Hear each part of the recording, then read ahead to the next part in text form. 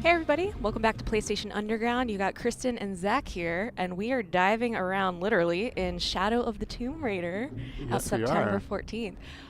So I was so excited to play this game because this is the first time in a long time that Lara has been able to swim in a Tomb Raider game. I remember in the classics it was always a huge deal, her diving into a tomb, going around, but look at this underwater traversal right now. Yeah, this looks awesome. We saw, so this was your second time playing the Second game, time, right? yes. So I got to play a good stretch of it, about 3-ish hours, I would say, this time. Okay.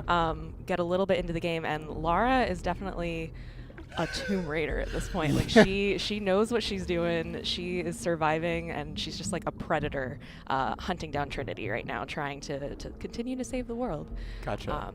So in the last time we saw this game, there were some terrible incidents that had happened, right? With Yes. Lara perhaps inadvertently triggering the apocalypse. Yes. Right? So Lara has been sort of on the hunt for this organization Trinity. By actually taking that artifact before Trinity, she inadvertently started a Maya apocalypse. Oops. Whoops, indeed. Trinity even was like, Lara, why would you do that? I mean, who among us could say no to, an ancient dagger? Yeah. You know, that is she sitting has there? the best intentions. So now she's trying to get ahead of them again. She's following a series of clues to continue to stop the series of events, all these cataclysms, and she's trying to get there before Trinity does. Gotcha. Because if they get this second artifact before her, they will be able to finish their plan. Okay. This is a Quiet. I need to hear. this is a great, cool sequence. Yeah, so this looks great. Last time we saw it, it was just like in a tomb, and it Yeah. looked very spooky and tomby. But this is the first of the jungle that we're seeing, right? Yeah, well, these are the jungles of Peru, and as you can see, Lara is using everything to her advantage. She can climb trees, she can swing from vines. Right, we just saw this rope takedown called the Eagle's Talon. There's a full set of skills that you can start to build out where she's using the environment to her Right. advantage. And as you can see, it's to chilling effects. These guys are like, who is there? Yeah. God, it looks amazing. What are they Oh. so afraid of? They're afraid of you, Lara. But yeah, she definitely has grown a lot throughout the series. You know, in this sort of rebooted trilogy, you know, she started out as this unsuspecting college, graduate. She didn't really know much about this side of the world. In Rise of the Tomb Raider, she was just starting to learn how to survive. What was that? Lara does not know what that is. Okay, Neither does Trinity. good. So yeah, Peru has a lot of mysteries. Has a lot of different creatures in the jungle. A lot of different people that she might interact with. So she's not just trying to hunt down Trinity. She's also just trying to survive Right. nature, survive potentially the locals. Yeah. Not everyone's happy that she's in Attention, Peru. Dr. Dominguez. Camp set up near abandoned oil factory outside a village. Of course, you're finding artifacts, Uh-huh. right? Throughout this. Okay. I was gonna say there was a lot of time that I spent literally just combing every corner, which this game is so great for that. They have all of the hidden tombs. Right. They have the challenge tombs, which I especially love. They have the extra puzzles that are beyond just the main storyline. But then we have these great combat sequences of just like trying to be stealthy as possible, Right. using her survival instinct. So that's what's happening when you see them ending up getting highlighted. You can see the red enemies. People can see them if you take them down. The yellow ones are out of their field of vision. So you sort of want to take your time, Oh, wait I it out. see. So if I took down the red guy, someone else It would see alert that. everybody, I see, exactly. I see. But nobody notices this. Right, and that's just based on kind of their enemy's vision cones. I Yes. would presume. Okay, cool. Yeah, and this is cool. This reminds me of something we were talking about just before we started taking a look at this footage here that you captured. Is that there's a lot of customization options for kind of Yes. how So- assisted the player is, right? Yeah, so for I believe the first time in this series, I had never really seen this level of customization before. You can change your difficulty settings for different aspects of the game. So it's not just set to an easy, normal, hard for the overall game. You can set it to that you want your combat to be hard, your combat to be super... Not a silencer. Mistakes were made. Uh-oh. I think what happened actually is Oh, that no. he had heavier armor, so the Ooh. shot hit his helmet. So you also have to take into account what level of armor people have and like what will affect them. Fascinating. So yeah, so you can change the puzzles, traversal, and combat to be differing levels of difficulty. So if you're super into the puzzles, you don't want any help, any hints, you can set that to hard. But maybe if you're not as good as exploring and you kind of need to know specifically where to go, you could set that to easy. It definitely sort of opens up a level of how intense do you want to play? What type of adventure do you want Lara to be? And yeah, it really can make the experience very unique. Huh. Fascinating. It's a really cool approach. Yeah. Obviously, everyone likes different parts of games, right? And a game like Tomb Raider is combining all these different elements. So that's a really smart approach. See that you are Taking them down again. following in your footsteps. I was like, let's try this one again. So is that, do you try, like, obviously stealth is supported here and throughout the Tomb Raider games. But, you could totally go in guns blazing. Right? Yeah. Yeah. Although, so what's happening here is, for the jungle, you can cover yourself in mud. Oh, what? So that's what Laura just did. She found a pool of mud. She just covered herself in it. It's now going to help her be a little bit harder to see. Huh. So if she were to jump in front of that guy, it might take him a little bit longer to notice her there. Oh, wow. That is really cool. It reminds me perhaps of some classic PS3 games involving eating snakes. What are these things? God, wow, look at that.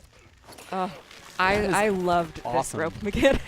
I can see. I was like, let me climb into every tree to take these guys down. It's a very showy, it reveals a very confident side of Lara. These involved. And I mean that's what she is at this point. Yeah. She's not afraid of Trinity. She knows what she has to do. She knows that she has to get there before they do, or literally people will die. Right. So this is another moment of these guys are heavily armored. How am I going to do this? They can all see each other. Perhaps that bottle. Perhaps these bottles are be of helpful. assistance. It is almost over. But of course, you don't have to be stealthy if you don't want to. Right. But that's definitely how I play these games. I try and use the bow and arrow as much as possible. Oop. Yeah. Nice. God. And they saw me. Uh-oh. Nice. Run. So you also, of course, what's you can heal yourself, but there is another perception meter that you can set for yourself that by taking in certain herbs or eating certain berries, it will open up your perception to your predators. Huh. So I didn't use it, ended up using it here, but when you're hunting animals, if you're fighting animals, if you just eat some of that really quick, it can sort of heighten your senses, and you'll be a little bit more aware of what is stalking you. Gotcha. Right. Hunting and kind of crafting upgrades, of course, big part of the previous games. Would presume that's also in here. Exactly. Since we are in the jungle. So we're just seeing kind of a brief selection of everything that you played, but you played the game for 4 hours, right? I did, yeah. And Lara definitely is going on a journey. She's with her friend Jonah. This is a different section of the game. We're going to see a short little cinematic here of one of the other predators that Lara will end up running into. But Lara's with her friend Jonah. They're both working to stop Trinity. Jonah. Oh my God. That's not good. Lara's like, oh no. Yeah. Uh-oh. Jaguars of Peru. Speaking of predators. I was going to say, this is, in the previous 2 games, Lara would frequently come into contact with packs of wolves. She's sort of used to fighting really quickly, but, Jaguars are very quick, very agile. It's going to take a different skill set to fight them. Interesting. So she's gonna have to take that on. So right now she's currently trying to find Jonah again. Their plane might have gone down. Whoa. So they've been briefly separated, but Jonah has sort of been this ally and friend to Lara throughout the series. He's an adventurer like her. He's always been a supportive character, and especially in this game, when Lara is in the mindset of go, I have to stop Trinity, I have to do anything to make sure I save the world.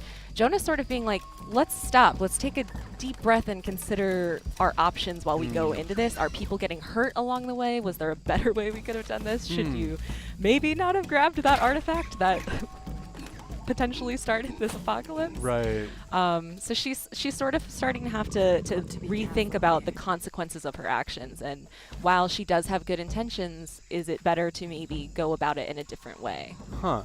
That's really cool. I'm glad that they're exploring that angle of Lara's story, because you know, obviously we see her evolving quite a bit from the earlier part of the trilogy, as far as kind of like how she's interacting with enemies and how she's traversing the world. But to see her also maybe starting to at least consider taking steps on kind of an intellectual level or an empathetic level is really compelling, because obviously, you know, like, there can be, you know, Lara does a lot of good, but there can also be byproducts of stealing artifacts. Yep. So this is one of those Jaguar encounters.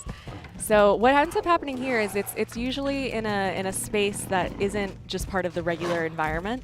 So you sort of have to take a look around. So in this one, there wasn't really any trees that I could climb, but there was another encounter later on where it strongly encouraged you to use trees. Okay. The Jaguar is absolutely going to move in and out and sort of stalk you and come out and surprise you. So you really have to be paying attention, listening for what direction it's going to come from. If you have those perception berries to eat, you could potentially use those. But So how many encounters with Jaguars did you have? I ended up having 2. Okay. And they so it seems like those are kind of like a little, those are distinct from, even though you kind of met them in kind of the not, it's obviously not an open world game, but kind of like in kind of the explorable spaces that the actual combat takes place in a distinct area. Got it.